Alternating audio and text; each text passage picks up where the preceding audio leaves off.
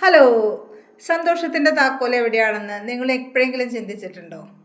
ഞാൻ ആലോചിക്കാറുണ്ട് കേട്ടോ. കല്യാണം കഴിഞ്ഞ് ആദ്യത്തെ നാളുകളിൽ ഞാൻ വിചാരിക്കാറുണ്ട് ഒരു കുഞ്ഞു വീടായ ഭയങ്കര സന്തോഷമായി എന്ന് വിചാരിക്കാറുണ്ട് കേട്ടോ. അങ്ങനെ കുറേ ആഗ്രഹിച്ച് ഒരു 2 കൊല്ലം കഴിഞ്ഞപ്പോഴേക്കും ഒരു ചെറിയ വീടിൻ്റെ പണി നടന്നു. അങ്ങനെ 2 ബെഡ്റൂമൊക്കെ ഉള്ള ഒരു വീട് പണിതു കേട്ടോ. അപ്പോൾ വീട് പണി കഴിഞ്ഞപ്പോൾ വിചാരിച്ചു പെർഫെക്റ്റായി ഒരു വീടായി, ഇനി അതിൽ വലിയ സന്തോഷം വേറെ ഒന്നുമില്ല എന്ന് വിചാരിച്ചു കേട്ടോ.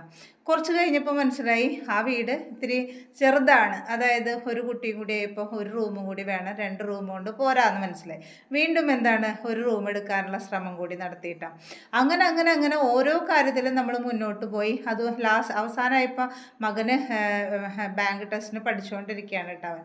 അപ്പോൾ അവനൊരു ജോലി കിട്ടിക്കഴിഞ്ഞാൽ പിന്നെ ഞങ്ങൾക്ക് പെർഫെക്റ്റായി, ഭയങ്കര സന്തോഷമായി എന്ന് വിചാരിച്ചു. അങ്ങനെ അവന് 3 ടെസ്റ്റിലും പാസ്സായി. ഒരു ക്ലർക്കിൻ്റെ 2 ഓഫീസറുടെ ജോലി കിട്ടി ബാങ്കിൽ കേട്ടോ. അപ്പോൾ അങ്ങനെ കനറയിൽ അവൻ ജോലിക്ക് കയറി. അപ്പോൾ നമ്മൾ വിചാരിച്ചു പെർഫെക്റ്റ്ലി ഹാപ്പി എന്ന് വിചാരിച്ചു. അപ്പോൾ ആദ്യത്തെ അപ്പോയിൻമെൻറ്റ് കിട്ടിയത് ബാംഗ്ലൂരാണ്.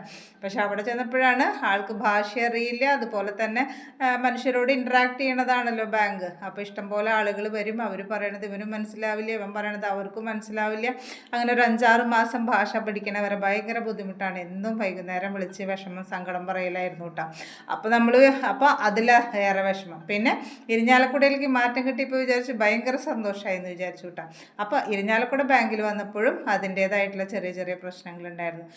ഓരോ പ്രാവശ്യം നമ്മൾ വിചാരിക്കും ഇതൊക്കെ കഴിഞ്ഞ് കഴിഞ്ഞാൽ നമ്മുടെ ദുരിതം തീരും, സന്തോഷം വരുമെന്ന് വിചാരിക്കും കേട്ടോ. ഒക്കെ വെറുതെയാണ്. ജീവിതത്തിലെ ദുരിതങ്ങളൊക്കെ ഇങ്ങനെ വന്നുകൊണ്ടിരിക്കും. പക്ഷേ ഇതിൻ്റെ ഇടയിലൊക്കെ ഓരോ നിമിഷവും നമുക്ക് എൻജോയ് ചെയ്യാൻ സാധിച്ചെങ്കിൽ മാത്രമേ നമ്മുടെ ജീവിതത്തിൽ നമുക്ക് സന്തോഷം കണ്ടെത്താൻ സാധിക്കുള്ളൂ കേട്ടോ.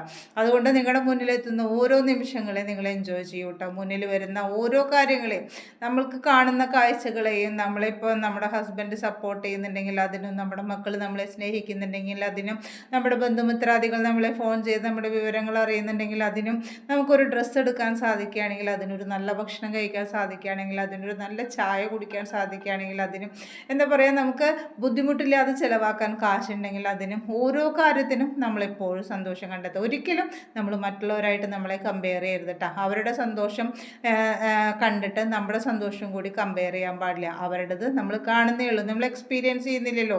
നമ്മുടേത് നമ്മൾ അനുഭവിക്കുന്നതാണ്. അവിടെ എന്താ നടക്കുന്നതെന്ന് നമുക്കറിയില്ല. അപ്പോൾ അതുകൊണ്ട് നിങ്ങളുടെ ജീവിതത്തിൽ ഓരോ നിമിഷവും എൻജോയ് ചെയ്യുക, ഹാപ്പി ആയിട്ടിരിക്കുക കേട്ടോ. സന്തോഷം എന്ന് പറയുന്നത് ഭാവിയിൽ വരാനിരിക്കുന്നതല്ല, ഇപ്പോഴാണ് കേട്ടോ. ഇത് എൻജോയ് ചെയ്തിരിക്കുക കേട്ടോ. ഹാപ്പി ഓണം.